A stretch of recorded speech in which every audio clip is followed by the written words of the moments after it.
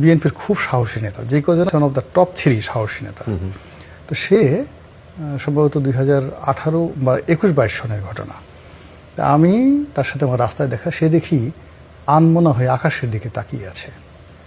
তা আমি এটা ধাক্কা দিলাম যে ভাই কি হলো, আপনাকে তো কোনোদিন এত অমনোযোগী দেখি না।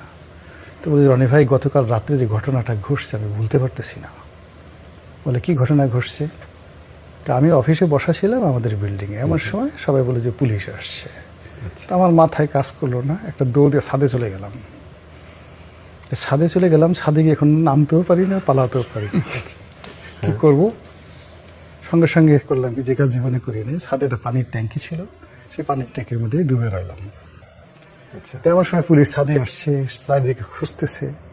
খোঁজার পরে পুলিশ বলতেছে যে নাই, এখানে চলেন। তাই আর এক পুলিশ বলতেছে এই পানির ট্যাঙ্কিটা দেখো।